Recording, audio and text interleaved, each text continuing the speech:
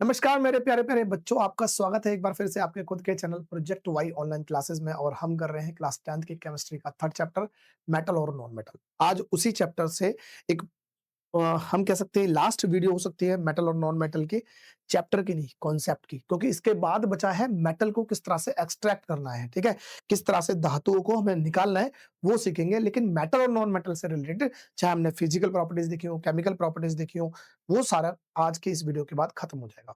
तो आज समझना है हमें किस तरह से मेटल और नॉन मेटल के यूजेस होते हैं। हम कहेंगे तो कि धातु और उपधातु के उपयोगों को समझना है। ठीक है, उनमें से बहुत सारे आपको पहले से ही पता होंगे, पर लेकिन कुछ ऐसे हैं जो आपके पेपर के पॉइंट ऑफ व्यू से पता है होने चाहिए, और वैसे भी आपको पता होने चाहिए। ठीक है, तो सबसे पहले देखेंगे मेटल के उपयोग, धातु के उपयोग। तो अब बात कर रहे हैं हम आयरन की, लोहे की। ठीक है, लोहे के कोई भी चीज देखते हो आपको पता चल जाता है भाई ये लोहे की है, तो उसमें तो कोई ज्यादा बड़ी बात है नहीं। जैसे कि रेलवे ट्रैक को देखोगे पता चल जाएगा लोहे के है ना। रेल आप खुद देखे होंगे तब भी पता चल जाएगा लोहे के है। और बहुत सारी गाड़ियाँ हैं जो आप रोड पे देखते हो, सड़क पर देखते हो, वो सब लोहे की बनी होती हैं। बहुत सारी मशीनरी होती हैं, टूल होते हैं, वो सब लोहे के बने होते हैं। लेकिन आपको इसमें क्या समझना है, सबसे पहले इंपॉर्टेंट एक तो ये कि भाई आयरन के साथ अगर मतलब कि लोहे के साथ अगर कार्बन को मिक्स करा जाए तो उससे जो बनने वाला हमारे पास होगा वो क्या होगा, स्टील होगा। और स्टील का डेली यूज आप समझते हैं, है ना। बर्तन देखते हैं स्टील के, आपके रेलिंग्स होती हैं स्टील स्टील की। ठीक है, और दूसरा इंपॉर्टेंट कॉन्सेप्ट इसके लिए होगा कि आयरन जब भी हम देखो, हम निकालते हैं क्या, अमोनिया गैस। अमोनिया गैस का फॉर्मेशन करते हैं अगर इंडस्ट्री लेवल पर, अगर औद्योगिक स्तर पर अगर हम अमोनिया गैस का अगर उत्पाद करेंगे तो एक प्रोसेस का नाम होता है जिसे हम बोलते हैं हेबर प्रोसेस। क्या बोलते हैं, हेबर्स प्रोसेस। Haber process. और इस प्रोसेस के द्वारा हम अमोनिया गैस का निर्माण करते हैं। और अमोनिया गैस किस लिए काम आती है, फर्टिलाइजर के लिए, उर्वरक के लिए, है ना। तो इसमें इस प्रोसेस में एज ए कैटलिस्ट की तरह यूज होता है आयरन। कैटलिस्ट क्या होता है भाई, कैटलिस्ट एक ऐसी चीज है जैसे मान लो आप और आपके दोस्त में बहुत अच्छी दोस्ती थी, लेकिन किसी बात पे लेकर उनमें कहा सुनी हो गई। ठीक है, कोई ना कोई बात को लेकर कहा सुनी हो गई, और उस कहा सुनी को एक तीसरा लड़का है जो क्लास में ही है, वो नहीं चाहता कि आपकी दोस्ती दोबारा से बने, और वो उसकी कुछ बातें आपको बताता है और आपकी कुछ बातें उससे बताता है, मतलब चुगली करता है कुल मिलाकर। इस तरह से चुगली करता है कि आप में और उसमें वो लड़ाई भड़क जाए, और इस लेवल पे भड़क जाए कि अब हाथापाई हो जाए, क्योंकि आपकी वो चाहता ही नहीं दोस्ती करना। तो कैटलिस्ट का मतलब यही है ना, उत्प्रेरक बोलते हैं इसे। तो इसका मतलब ये है कि जब रिएक्शन की रेट को बढ़ाना होता है तो हम कैटलिस्ट की तरह यूज कर रहे होते हैं, और इस प्रोसेस में एज ए कैटलिस्ट कौन होता है, आयरन यूज होता है। ठीक है भाई, बात समझ में आई। तो कुल मिलाकर भड़काने वाला है ना, यहाँ पर रिएक्शन को, रिएक्शन के रेट को इंक्रीज कर देता है। फिर बात करते हैं कॉपर की। कॉपर मतलब कि तांबा। अब यहाँ पर तांबे की चीज आप क्या देखते हो, जैसे आपके घर में वायरिंग है, जितने भी आपके तार देखते होंगे तो ज्यादातर नॉर्मली क्या होंगे, कॉपर के होंगे, तांबे के होंगे। दूसरा बर्तन देख लेते हो, आजकल बड़ा ट्रेंड चल रहा है कि उसकी तांबे की बोतल में पानी पीना। ठीक है, तांबे की बोतल में पानी पीना, या फिर हम कह सकते हैं कि आजकल जो आरओ है उनमें भी कॉपर का यूज करा जा रहा है। ठीक, मेकिंग अलॉयज। अलॉयज मतलब जैसे ब्रॉन्ज, ब्रॉन्ज को क्या बोलते हैं, कांस्य बोलते हैं। क्या बोलते हैं, कांस्य। ठीक है, कांस्य। कांस्य अगर बनाना हो या ब्रॉन्ज बनाना हो तो उसमें कॉपर में टिन मिला देंगे, तो कॉपर और टिन का जो मिश्रण होगा वो एक अलॉय बना देता है जिसका नाम होता है कांस्य। ये भी समझना होगा। ब्रास की बात करें तो इसे बोलते हैं हम क्या, पीतल। क्या बोलते हैं, पीतल। ये दुनिया पीतल दी, तो ये पीतल। और पीतल कब बनेगा, जब आप कॉपर के साथ जिंक को मिला देंगे तो पीतल बन जाएगा, और ये भी एक अपने आप में एक बहुत इंपॉर्टेंट मेटल, या हम कह सकते हैं अलॉय बन जाता है। ठीक है, फिर बात करेंगे एल्यूमिनियम की। तो एल्यूमिनियम, अब एल्यूमिनियम क्या है, देखो भाई एयरक्राफ्ट बॉडीज में यूज होता है। क्यों होता है एयरक्राफ्ट बॉडीज में, जहाज की जो बॉडी होती है उनमें यूज होता है। एक तो लाइट वेट है, और दूसरा कोरोसिव भी नहीं है, मतलब कि जंग वंग नहीं लगेगी। नहीं तो ऐसा होगा जहाज उड़ रहा है, एक तो लोहा अगर यूज कर रहे हैं तो एक तो भारी होता है, उसे उड़ाने के लिए बहुत ज्यादा एनर्जी भी चाहिए होगी। फिर दूसरा, बरसात वरसात पड़ेगी, भीगेगा तो है ही भाई, ऐसा थोड़ी है छतरी वतरी लेके चलेगा जहाज। अगर भीगेगा तो वो पानी मॉइस्चर और एयर के साथ रिएक्ट करके क्या पकड़ लेगा, जंग पकड़ लेगा धीरे धीरे। बहुत महंगी चीज, बहुत जल्दी खराब हो जाएगी। इसलिए क्या करते हैं, एल्युमिनियम का यूज करते हैं, और एल्युमिनियम हल्की होने के साथ साथ जंग से बचाती है। दूसरा, ये जो बॉडीज होती है इसे एल्युमिनियम का बनाते हैं, लेकिन कुछ पार्ट्स होते हैं, है ना, जो जिसमें बहुत हाई टेम्परेचर की जरूरत पड़ती है, जैसे कि हम बोलते हैं इंजन। तो वहाँ पर क्या होता है, वहाँ टाइटेनियम का यूज़ हो जाता है, वो आगे देख लेंगे, ठीक है? फूड पैकेजिंग में एल्यूमीनियम देखते हैं। फूड पैकेजिंग आप जब लंच लेके आते हो तो वहाँ पर देखते होंगे एल्यूमीनियम की फॉइल में आपकी मम्मी आपका खाना या आपकी रोटियाँ या आपके पराठे पैक करती है, ठीक है? वो भी क्या है, एल्यूमीनियम ही है। बर्तन देख लेते हैं, आपकी खिड़कियाँ देख लेते हैं, दरवाजे देख लेते हैं, आजकल ऑफ़िसों में एल्यूमीनियम का बड़ा प्रचलन है। एक तो हल्का भी है, दूसरा बहुत ड्यूरेबल भी है, बहुत लंबे समय तक चलता है, ठीक है? बहुत लंबे समय तक चलता है, जंग भी नहीं लगती, तो इसलिए लोग इसी को यूज़ करते हैं और अच्छा भी लगता है देखने में। इलेक्ट्रिकल केबल्स तो जो आप देखते हैं केबल, कॉपर की भी होती है और एल्यूमीनियम की भी होती है, तो वहाँ पर आप तारों भी देख सकते हैं इन तरह से। अगर हम बात करें गोल्ड की, तो गोल्ड में आप सबसे पहले नज़र क्या आती है भाई, गोल्ड की। आजकल दाम बहुत ऊपर जा रहे हैं और दाम बहुत ऊपर जा रहे हैं, तो गोल्ड में इन्वेस्ट करना बड़ा सेफ माना गया है। तो इन्वेस्टमेंट के तौर पर भी गोल्ड के कॉइन्स और गोल्ड के बार लोग खरीद लेते हैं, इन्वेस्ट कर लेते हैं, अपने सेफ्टी के लिए, है ना? अच्छा, सेफ्टी मतलब कि फाइनेंशियल सेफ्टी के लिए। आज खरीदोगे, आने वाले टाइम में जब बहुत सारे साल हो जाएँगे, तो आपके बच्चों के लिए, आपकी खुद की लाइफ के सेफ्टी के लिए बहुत अच्छा रहेगा, फाइनेंशियल सेफ्टी के लिए। ज्वेलरी को देखते हैं तो आजकल हवाबाजी बहुत होती है। हवाबाजी का मतलब कि लोग गले में मोटी-मोटी सोने की चेन और हाथ में कड़ा, इतना सारा गोल्ड पहनकर, जिस पे ज़्यादा गोल्ड है उसका सोशल स्टेटस ज़्यादा है, स्टेटस। और इसीलिए ये दिखाने के लिए आदमी हर आदमी ये कोशिश करता है कि ज़्यादा से ज़्यादा गोल्ड हो।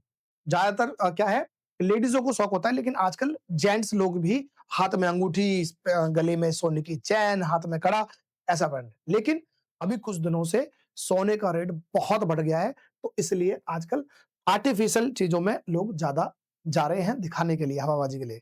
कल ही में पता चला सोने की चेन है 2 तोले की और अब पहुँच चुकी है वो 2.5 लाख रुपए की, 2 तोले की है तो, और कोई तोड़ के भाग गया, तो बस हो गया काम। तो इसलिए आजकल इलेक्ट्रोप्लेटिंग की भी लोग पहन रहे हैं, ठीक है? तो यूज्ड इन इलेक्ट्रॉनिक्स, अब इलेक्ट्रॉनिक्स में गोल्ड का क्या काम है? आपने देखा होगा आपके पास खराब मोबाइल पड़े रहते हैं, ठीक है? और एक गली में आवाज़ लगाता हुआ इंसान मिलता है, बोला भाई जीरे के बदले आप क्या ले लो? मतलब जीरा ले लो हमसे, अगर आपके पास खराब मोबाइल पड़े हैं, तो खराब मोबाइल के बदले में जीरा देके जाता है। ऐसा क्यों? क्योंकि भाई उसे पता है कि जो आपके पास मोबाइल पड़ा है खराब, उस मोबाइल की वायरिंग में जैसे कि सिम कार्ड की स्लॉट्स होती है, वहाँ पर, या जो नेटवर्किंग या चार्जिंग होता है, वहाँ पर बहुत छोटे, बहुत मामूली मात्रा में गोल्ड की कनेक्ट होता है। गोल्ड से कनेक्ट होता है। क्यों? क्योंकि एक तो नेटवर्क अच्छे से मिल पाए, ठीक है? इसलिए अब इसीलिए अब मैं अगर बोलूँ कि कितनी अमाउंट में होगा, तो हम कह सकते हैं एक मोबाइल में लगभग 0 से 0.2 ग्राम से लेकर 0.05 ग्राम तक गोल्ड पाया जाता है। अब अमाउंट में कम है, लेकिन इस बात को आप ऐसे समझोगे, अगर मैं कहता हूं अगर 1 टन और ले लिया जाए गोल्ड का, ठीक है जी? और 1 टन वेस्ट ले लिया जाए किसका? मोबाइल का वेस्ट ले लिया जाए। तो अगर इन दोनों में देखें तो 1 टन और जहां से गोल्ड निकलता है और 1 टन मोबाइल का वेस्ट, तो इन दोनों में से जो गोल्ड की मात्रा निकलेगी वो इस वाले में निकल जाएगी भाई। कहने का मतलब जितना गोल्ड ore में से नहीं निकलेगा, उतना गोल्ड आपके मोबाइल के वेस्ट में से निकल जाएगा, अगर सेम अमाउंट में लिया जाए तो। इतना इम्पोर्टेंट, ठीक है? तो आज के बाद जीरा देने से पहले सोच लेना कि आप सोने के बदले जीरा ले रहे हो। सिल्वर की बात करें तो सिल्वर भी ज्वेलरी में बहुत काम आता है और साथ-साथ में आपके जो शीशे होते हैं, है ना? जो आप जिसमें आप शक्ल देखते हो, जिसमें आप अपने आप की खूबसूरती को नापते हो, वो जो अ, मिरर्स होते हैं, उनके पीछे मिरर्स क्या होते हैं? सिंपल काँच की एक स्लाइड होती है। उस काँच की स्लाइड पे आप पीछे से सिल्वर का कोटिंग करवा देते हैं। अगर सिल्वर की कोटिंग हो जाती है, क्यों होती है ऐसा? क्योंकि silver is the best reflector of light. Light को रिफ्लेक्ट कर देता है भाई। कितना कर देता है? लगभग 94 से लेकर 99% तक लाइट को रिफ्लेक्ट कर सकता है। इसलिए इसलिए क्या करते हैं, सिल्वर की कोटिंग करवा देते हैं और सिल्वर की कोटिंग होने के बाद जो स्लाइड आपको ट्रांसपेरेंट दिखाई देती थी, वो स्लाइड क्या किसमें कन्वर्ट हो जाएगी? मिरर में, शीशे में कन्वर्ट हो जाएगी, ठीक है? फिर हम बात करते हैं फोटोग्राफिक और फ़िल्म के बारे में। तो फोटोग्राफिक फ़िल्म आपको याद है हमने डिकम्पोज़िशन किया था उसमें केमिकल रिएक्शन में, तो वहाँ पर डिकम्पोज़िशन क्या था? हमने कहा था सिल्वर ब्रोमाइड और सिल्वर क्लोराइड का, ठीक है? सिल्वर ब्रोमाइड और सिल्वर क्लोराइड का। इनका जो करा था, तो ये हमने बताया था कि सनलाइट के आकर ये क्या होता है, डिकम्पोज़ हो जाते हैं और उसमें सिल्वर मेटल दे देते हैं और ये फोटोग्राफिक फ़िल्म में यूज़ होता है। तो कई बार क्वेश्चन पूछा गया है आपसे, फोटोग्राफिक फ़िल्म में यूज़ होने वाला क्या कंपाउंड है? तो आप बता सकते हैं सिल्वर ब्रोमाइड, सिल्वर क्लोराइड, ठीक है जी? इलेक्ट्रिकल कनेक्ट्स में, तो जिस तरह से हम गोल्ड का यूज़ करते हैं, इस तरह से हमारे पास जो इलेक्ट्रिकल एप्लायंसेस होते हैं, उनमें भी कनेक्ट करने के लिए सिल्वर का क्यों ऐसा ऐसा यूज़ होता है सिल्वर? क्योंकि silver is the good conductor of electricity. तो इलेक्ट्रिसिटी को प्रॉपर तरीके से पहुँचाने के लिए कहीं-कहीं पर सिल्वर के कनेक्ट्स भी किए जाते हैं, जिन्हें हम टाँके बोलते हैं। ठीक है? फिर बात आती है ज़िंक की, तो ज़िंक मेटल कैसे इम्पोर्टेंट है? तो ज़िंक मेटल का स इम्पोर्टेंट किसमें है? भई गैल्वेनाइज़ेशन में। तो गैल्वेनाइज़ेशन क्या होता है? गैल्वेनाइज़ेशन एक ऐसी प्रक्रिया है, जिसमें आप आयरन जो लोहा होता है, लोहा क्योंकि मॉइस्चर में और एयर के साथ कनेक्ट करके क्या बना लेता है? जंग बना लेता है ना? ऑक्सीडाइज़ हो जाता है, जंग पकड़ लेता है और जंग से बचाने के लिए आप अगर लोहे के किसी भी जो आप जिसे जंग से बचाना चाहते हो, आप उसमें गैल्वेनाइज़ेशन कर दो। गैल्वेनाइज़ेशन का मतलब है ज़िंक की कोटिंग करनी है। क्या करनी है? ज़िंक की कोटिंग। तो जिंक की कोटिंग करनी है भाई। अब कोटिंग कर दोगे ऊपर, अब जिंक क्या है? ज़्यादा रिएक्टिव है, किससे? आयरन से। याद करो काशीनाथ का माली आलू ज़रा, फीके से ऊपर आता है ना ज़रा, तो जिंक ज़्यादा रिएक्टिव है तो अगर मान लो कोई मेरे पास एक आयरन का कोई पाइप है, इस पर मैं अगर कोटिंग कर देता हूँ जिंक की, अब जिंक से कोटिंग करने से होगा क्या? कि अब एयर और मॉइस्चर के संपर्क में कौन आएगा? जिंक आएगा। तो जिंक पहले रिएक्ट करेगा और आयरन अंदर जो है वो बिल्कुल सेफ रहेगा। आयरन या लोहे को बचाने के लिए जिंक की कोटिंग कर दी जाती है। एग्ज़ाम्पल के तौर पे आपकी जो छत के आजकल छतें छतों पर जो चादरें लगती हैं, है ना? जो लोहे की आप बोलते हो स्टील की या लोहे की जो बताते हो, उस पर जिंक की कोटिंग होती है। या पानी के जो पाइप होते हैं, अब पानी का पाइप है भाई, पानी तो निकलेगा उसमें से, पानी निकलेगा तो देखो मॉइस्चर हवा में भी है, तो जंग पकड़ लेगा। इसलिए उसपे क्या करा जाता है? जिंक की कोटिंग कर दी जाती है जिससे कि वो आयरन का होने के बाद भी जल्दी खराब नहीं होता। होता क्या नॉर्मली आपने गरम कर रखा है ज़िंक, आप लिक्विड ज़िंक में गरम में आप उसमें लोहे के वो डाल दोगे, कोई भी चीज़ जो आपने जिस पे कोटिंग करनी है और फिर निकालोगे तो उसपे ज़िंक की कोटिंग छड़ जाएगी, ठीक है? बात करते हैं ड्राई सेल में। अब ड्राई सेल क्या होते हैं? जैसे रिमोट के सेल होते हैं आपके, इन्हें ड्राई सेल बोलते हैं। इन ये रिमोट के सेल के अंदर जो वो होता है, इनमें आप ज़िंक यूज़ होता है ना? ऐसा बोल सकते हैं। जो रिमोट की बैटरी या टॉर्च की बैटरी होती है, उनमें भी क्या ज़िंक यूज़ होता है। फिर हम बात करते हैं मेकिंग ब्रास। अभी देखा था ब्रास के बारे में, यहाँ पर भी क्या था? ब्रास था ना? ब्रास का मतलब क्या था? पीतल। तो पीतल में जब ज हम कॉपर में जब ज़िंक मिला देते हैं तो क्या बना देता है? पीतल बना देता है। क्या बना देता है? पीतल। तो यहाँ भी देख लिया, यहाँ भी देख लिया। कहने का मतलब कॉपर और ज़िंक के मिश्रण को हम क्या बोल देते हैं? ब्रास बोल देते हैं या पीतल बोल देते हैं। ठीक है भाई? चलो आगे देखते हैं भाई। यहाँ देखिए तो फिर आती है लेड की। अब लेड क्या होता है? कार की बैटरी में, कार की बैटरी जो होती है, उन्हें हम लेड एसिड बैटरी भी बोलते हैं। Lead acid battery. ये lead acid battery. Lead acid क्यों बोल रहे हैं? एक तो एसिड होता है इसमें। एसिड कौन-सा होता है भाई? H2SO4 सल्फ्यूरिक एसिड होता है। ठीक है जी? सल्फ्यूरिक एसिड होता है और लेड इसके अंदर प्लेट्स होती हैं। ठीक है? प्लेट्स होती है जिनमें एसिड और लेड मिलाकर केमिकल रिएक्शन करते हैं और इस तरह से आपकी इसमें करंट बन जाता है। फिर बात करते हैं कि लेड हमारा ये रेडिएशन शील्डिंग के लिए काम आता है। जो एक्स-रे रूम होते हैं, वहाँ पर हार्मफुल जो रेडिएशन है, उससे बचने के लिए लेड का उपयोग किया जाता है। उनकी दीवारों पर, उनके मशीनरी के नीचे, तो वहाँ पर क्या होता है क्योंकि एक हार्मफुल ये क्या होती है रेडिएशन होती है, इनसे नुकसान हो सकता है, कैंसर की स्थिति तक बढ़ जाती है। इसलिए वहाँ पर इसे कंट्रोल करने के लिए क्या करता है लेड का उपयोग किया जाता है। गन बुलेट्स, जो आपकी बुलेट्स होती है इनमें इनका भी कैसे बनता है? ये भी लेड से बनी जाती है। क्यों? एक तो लेड लाइट वेट होता है लेकिन डेंसिटी बहुत ज़्यादा होती है और उसका क्या होता है कि मेल्टिंग पॉइंट भी कम होता है और मेटल के मुकाबले जैसे आयरन के मुकाबले काफ़ी कम होता है ना? स्टील के मुकाबले काफ़ी कम होता है जिससे क्या होता है इसकी शेप बनाने में आसानी रहती है। और दूसरा क्योंकि सॉफ्ट होता है तो उसका जो बैरल होता है वहाँ से निकलने में बैरल का फटने का डर कम हो जाता है। बैरल को नुकसान होने में या डैमेज होने में नुकसान जो होता है वो बहुत कम हो जाता है। इसलिए इसका लेड का बनाया जाता है। तो याद रहे, ठीक है? मरकरी की बात करें तो मरकरी एक तो आपके जो आपके पास थर्मामीटर है उसमें मरकरी पाया जाता है। और मरकरी एक ऐसा मेटल है जो क्या होता है रूम टेम्परेचर पे क्या होता है लिक्विड फॉर्म में पाया जाता है। ठीक है भाई? थर्मामीटर में तो होता ही होता है। फ्लोरोसेंट लैंप्स में भी पाया जाता है। अब ये फ्लोरोसेंट सेंट जो लैंप्स है वो क्या है सर? अभी आप देखते हैं आपके घर में जो व्हाइट कलर की ट्यूबलाइट्स होती हैं या सीएफएल बल्ब्स होते हैं, अभी क्या है उसमें एलईडी आ रही है। पहले एलईडी से पहले अगर देखते होंगे व्हाइट कलर की जो ट्यूबलाइट्स होती थी, जिसे हम ऑन करते थे, ऑन करने के बाद वो थोड़ा-सा टाइम लेती थी। अभी क्या है बटन दबाएँगे, एलईडी लाइट्स स्टार्ट। लेकिन पहले के अगर मुकाबले देखोगे जो पहले ट्यूबलाइट होती थी गोल-गोल, व्हाइट कलर की, तो उसे जब जलाते थे ना, जलाने में थोड़ी देर क्या होता था, वो फ्लिकरिंग लेती थी, थोड़ा टाइम लेती थी, उसके बाद जलती थी। वो होती थी फ्लोरोसेंट आपके पास लाइट्स, और उनमें क्या था, मरकरी भी यूज़ होता था, ठीक है?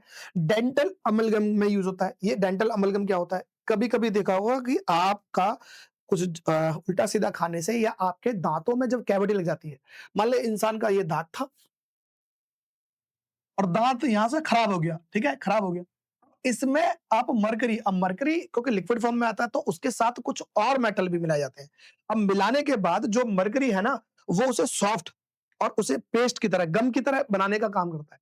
ठीक है? उन मेटलों को मिलाने से। अब इसमें क्योंकि आराम से अब शेप बना लेगा।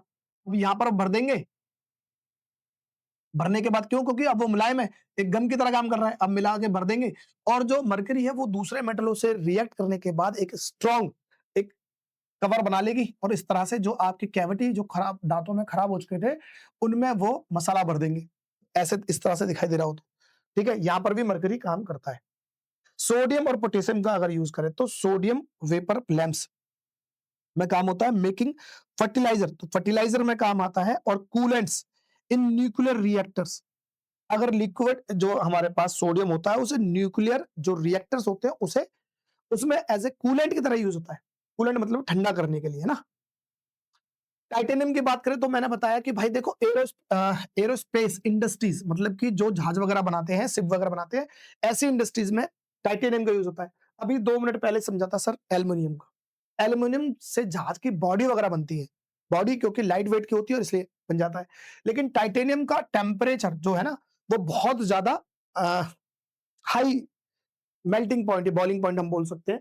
इसका ये बहुत टेम्परेचर झेल सकता है और इसलिए वहां ऐसे जहाजों के उस वाले पार्ट को बनाने में ज्यादा काम आता है, जैसे इंजन वगैरह हुए, इंजन हुआ या और भी ऐसे पार्ट जहां पर टेम्परेचर बहुत ज्यादा हो जाएगा, तो वहां के जो पार्ट होंगे वो किससे बनेंगे? टाइटेनियम से बनेंगे। मेडिकल इम्प्लांट जैसे कि बोन का जॉइंट होना, हड्डियां टूटने के बाद अगर हड्डियां टूट जाती हैं, तो उस पर जो प्लेटिंग होती है, स्क्रू लगते हैं। हड्डियों को जोड़ने के लिए डॉक्टर स्क्रू यूज़ करते हैं। वो स्क्रू किसके होते हैं? टाइटेनियम के होते हैं। कारण क्या है? एक तो बॉडी फ्लूइड जो होता है, हमारे शरीर के अंदर जो फ्लूइड होता है, उससे रिएक्ट नहीं करता, ठीक है? उससे रिएक्ट नहीं करेगा और जंग से बचाएगा। शिप और सबमरीन में, अब सबमरीन होती है भाई, सबमरीन का मतलब है जो पानी में जो हमारी सेफ्टी के लिए, जो बहुत बड़ी ऐसी मछली टाइप की रहती है ना, अब ये क्या होता है, ये हमारी सिक्योरिटी करती है उसमें सी वाटर में। अब सी वाटर में तो बहुत सारे वैसे ही केमिकल्स होते हैं और वहां से जंग पकड़ ली तो बहुत रुपए की मशीन तो खराब होगी, सरकार का नुकसान तो होगा, लेकिन सिक्योरिटी पर्पज से भी नुकसान होगा। इसलिए इसमें क्या होता है, टाइटेनियम से बनाया जाता है। टाइटेनियम बड़ी स्ट्रांग और बहुत जंग से बचाने के लिए काम आता है। ठीक है, आप ये मान लेंगे टाइटेनियम से बनाया जाता है। ठीक है भाई। फिर बात करते हैं नॉन मेटल के यूज की। नॉन मेटल में देखें तो ऑक्सीजन। अब ऑक्सीजन भाई आपको ये तो पता चल गया कि ऑक्सीजन हर लिविंग है ना थिंग्स के लिए जरूरी है, लिविंग बींग्स के लिए जरूरी है। तो दूसरा बर्निंग के लिए ऑक्सीजन, अब क्या है कि कोई भी तरह की आग बिना ऑक्सीजन के मदद के तो नहीं लग सकती। अगर ऑक्सीजन है तभी आग लगेगी, उसमें काम आता है। यूज इन हॉस्पिटल पेशेंट, अगर हॉस्पिटल में जो पेशेंट्स होते हैं उनको ऑक्सीजन की जरूरत होती है तो उनको सिलेंडर, ऑक्सीजन के सिलेंडर हॉस्पिटल में रहते हैं जिससे कि पेशेंट को ऑक्सीजन दी जा सके जरूरत पड़ने पर। ठीक है, यूज्ड इन स्टील मैन्युफैक्चरिंग। अब जब स्टील की मैन्युफैक्चरिंग होती है, अब मैंने थोड़ी देर पहले बताया था स्टील कैसे बनेगा भाई, आयरन के साथ कार्बन का मिक्सचर कराते हैं, एक्सेस मात्रा में कार्बन ना चली जाए, इसलिए जब जब यूज करा जाता है तो ऑक्सीजन को बहुत प्रेशर से रिलीज कराया जाता है, जिससे क्या होगा, ऑक्सीजन जाएगी, ऑक्सीजन कार्बन अगर ज्यादा कार्बन यूज हो गया एक्सेस मात्रा में तो उस कार्बन के साथ रिएक्ट करके कार्बन डाइऑक्साइड बनाकर गैस बाहर कर देगी और इस तरह से स्टील बनाने में, स्टील मैन्युफैक्चरिंग में ऑक्सीजन का भी एक रोल रहता है। हम बात करें नाइट्रोजन की, तो नाइट्रोजन जो गैस होती है यूज्ड इन फर्टिलाइजर, फर्टिलाइजर बनाने में, यूरिया अमोनिया बनाने में काम आता है। दूसरा फूड पैकेजिंग में, आपने देखा होगा आपके जो चिप्स खाते हैं ना, चिप्स खाते हैं तो चिप्स में लिखा होता है एक्स्ट्रा पैक। अब चिप्स में एक्स्ट्रा पैक में कुछ नहीं होता भाई, एक्स्ट्रा पैक में क्या होता है, बड़ा पैकेट बना देते हैं लेकिन उसमें क्या हो जाता है, नाइट्रोजन गैस भरी होती है। अब उसे स्पॉइल करने के लिए, मतलब बचाने के लिए, खराब होने से बचाने के लिए भरी जाती है, क्योंकि रिएक्ट नहीं करती ना नाइट्रोजन। तो कोई चीज अगर ये इसमें ऑयल और फैट है तो उससे बचाने, उस अगर वो रिएक्ट करेगा ऑक्सीजन के साथ तो जल्दी खराब हो जाएगा। ऑक्सीजन से बचाने के लिए इसमें नाइट्रोजन भरा जाता है। ठीक है भाई? Used to make explosive TNT. इसे बोलते हैं टीएनटी का मतलब क्या हुआ? बोलते हैं ट्राई नाइट्रो नाइट्रोटोल्यूनि।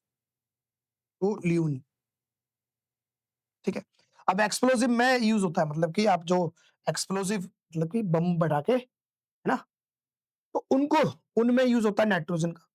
साथ में used as a coolant in liquid form. ठीक है? तो एज़ ए कूलेंट की तरह भी, क्योंकि बहुत ठंडा होता है इसलिए क्या होगा?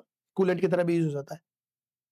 कार्बन का अगर यूज़ देखें तो कार्बन हर एक लिविंग थिंग में, लिविंग बीइंग्स जो होते हैं उनमें मौजूद होता है हर जगह कार्बन। और ये कार्बन को हम समझेंगे chapter number 4 carbon and its compound में, डीपली पढ़ेंगे, बहुत बारीक से पढ़ेंगे, तो वहां पर इसको डिस्कस कर लेंगे। देखते हैं कि फ्यूल की तरह यूज करें तो हमारे पास जो कोयला होता है वो भी किसका बना होता है? कार्बन का होता है, वहां पर यूज होता है ना? कोक जो होता है वो कार्बन होता ही है। साथ में यूज्ड इन पेंसिल, पेंसिल में जो ग्रेफाइट्स होती है, ग्रेफाइट भी क्या है? कार्बन का एलोट्रॉप्स है। ठीक है? यूज्ड टू मेक स्टील, अभी हमने देखा स्टील बनाने के लिए क्या होता है? आयरन में अगर जब हम कार्बन मिक्स कर देते हैं तो स्टील बनाते हैं, और ऑक्सीजन के प्रेजेंस में, क्योंकि ऑक्सीजन क्या करती है? वहां से अभी बताया थोड़ी देर पहले ऑक्सीजन का भी। सल्फर की बात करें, मेकिंग सल्फ्यूरिक एसिड, एक तो सल्फ्यूरिक एसिड बनाएगा, दूसरा मेकिंग गन पाउडर और फायरवर्क्स। जो आप जो बम बम देखते हो ना, दिवाली पे बम जलाते हो, तो वहां पर क्या होता है? सल्फर का यूज होता है। Used as a fungicides in medicine. तो आपके जो खाज और खुजली होती है ना भाई, उसकी दवाई बनाने में भी क्या होता है? सल्फर का यूज होता है। ध्यान दें। फास्फोरस की बात करें तो फास्फोरस होता है फर्टिलाइजर बनाने में। दूसरा, जो आपकी माचिस होती है, माचिस की तिल्ली पर जो होता है वो रेड फास्फोरस होता है। क्या होता है? रेड फास्फोरस, इसे भी याद रखना। डिटर्जेंट और पेस्टिसाइड बनाने में भी क्या होता है? आपका फास्फोरस यूज होता है। अगर क्लोरीन की बात करें तो हमने क्लोरीन को समझ लिया था, फिर भी एक बार देख लेते हैं। एक तो वाटर को प्यूरिफिकेशन करने में, जो उसमें जर्म्स वगैरह होते हैं उसे किल कर देता है, मार देता है। Making PVC, polyvinyl vinyl chloride, जो प्लास्टिक के जो पाइप देखते हो वो भी उसमें क्या होता है? क्लोरीन से बना होता है। यूज्ड इन ब्लीचिंग पाउडर, हमने देखा था ब्लीचिंग पाउडर का मतलब क्या था, है ना? ब्लीचिंग पाउडर जो फीमेल अपने चेहरे पे लगाकर एक्चुअली में वो कलर डिकलराइज कर देता है। ठीक है? तो ब्लीचिंग पाउडर को भी हमने समझ लिया था। और यूज्ड इन डिसइंफेक्टेंट, डिसइंफेक्टेंट मतलब कि जो आपके स्विमिंग पूल है, स्विमिंग पूल में बहुत सारे लोग नहा रहे होते हैं, अब बहुत सारे जर्म्स वो उसमें पहुंच जाते हैं, तो उसे डिसइंफेक्ट करने के लिए क्या यूज होता है? क्लोरीन। आगे देखें तो आयोडीन की बात करें तो आयोडीन क्या होता है? एक तो टिंचर ऑफ आयोडीन, बहुत सारे मेडिसिन जो एंटीसेप्टिक्स होते हैं उनमें आपका आयोडीन का टिंचर यूज होता है। एंटीसेप्टिक्स होते हैं जो, है ना? Add to salt in prevent goitre. अब एक गलसुआ नाम की एक बीमारी होती है जिसे हम गॉइटर बोलते हैं। अब वो कब होती है? जब शरीर के अंदर आयोडीन की कमी हो जाती है। इसीलिए नमक जो होता है हमारे पास, सॉल्ट होता है, उसमें आयोडीन, आयोडाइज्ड नमक खाना चाहिए, जिससे कि उसकी मात्रा पूरी रहे और इस तरह से बीमारी ना आए। यूज्ड इन मेडिसिन, तो मेडिसिन मैंने बताया बहुत सारा मेडिसिनों में यूज होता है एज ए टिंचर के रूप में। हाइड्रोजन की बात करें तो हाइड्रोजन एक तो फ्यूल, क्लीन फ्यूल है, तो एज ए फ्यूल यूज होता है। ठीक है? रॉकेट फ्यूल में हम कह सकते हैं, रॉकेट फ्यूल में हाइड्रोजन यूज होता है। Use to make ammonia, ammonia बनता है हाइड्रोजन से, किसके लिए? फर्टिलाइजर बनाने के लिए। साथ में used in hydrogen, hydrogenation of oils.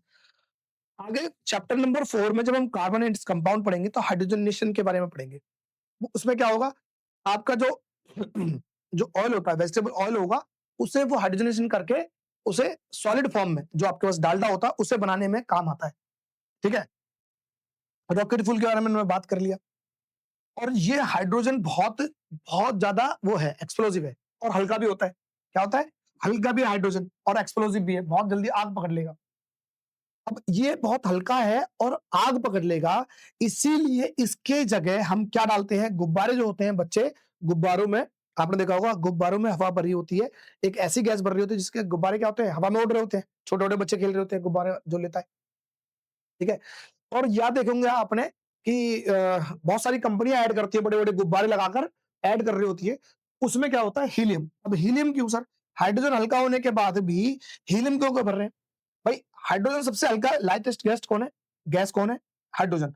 लेकिन उसके बाद आता है हीलियम का। अब इसलिए, क्योंकि हाइड्रोजन इसलिए नहीं भरते, अगर इतनी मात्रा में अगर हाइड्रोजन भर दी और गलती से कहीं उसमें अगर थोड़ी-सी आग की अगर कोई लगा दी, कोई दिखाई दे गया, तो बहुत बड़े बम भी जैसे चलेगा, बहुत बड़ा एक्सप्लोसिव बहुत बड़ा नुकसान कर सकता है। इसलिए हम इसे यूज़ नहीं करते गुब्बारों में, किसे करते हैं? हीलियम। अब हीलियम क्या थी? हीलियम होती है इनर्ट गैस, इनर्ट का मतलब है अक्रिय गैस, किसी से रिएक्ट नहीं करती। इसलिए ये एयर सेल की होती है और गुब्बारे में हवा भरने से गुब्बारे हवा में उड़ते हैं। ठीक है भाई? यूज्ड इन जेनिक्स, क्रायोजेनिक्स का मतलब होता है जो बहुत कम टेम्परेचर पे काम करते हैं, है ना? उसके बारे में। Used in coolant in nuclear reaction. अब हीलियम, जो हीलियम होता है वो न्यूक्लियर में एज़ ए कूलेंट की तरह काम करता है, न्यूक्लियर रिएक्टर्स में, ठंडा करने के लिए, है ना?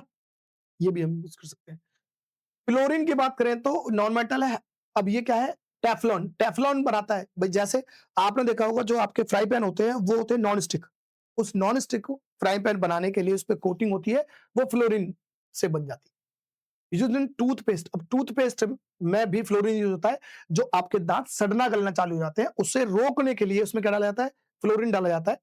Used to make plastics, drugs and chemicals.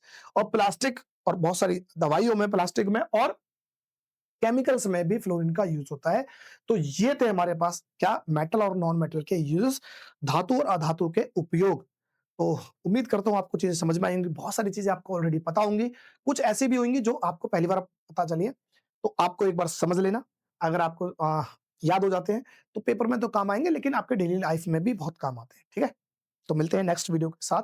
अब नेक्स्ट वीडियो में क्या होगा, अब हम समझेंगे मेटल का एक्सट्रैक्शन, धातु को किस तरह से निकालते हैं, किस तरह से पाई जाती हैं, उनके बारे में। ठीक है? आज इस वीडियो के साथ मेटल और नॉन मेटल के केमिकल, फिजिकल सारी प्रॉपर्टीज़ वगैरह, सब रिएक्शंस वगैरह खत्म हो गए। अब बात करेंगे हम एक्सट्रैक्शन ऑफ मेटल। तो मिलते हैं नेक्स्ट वीडियो में।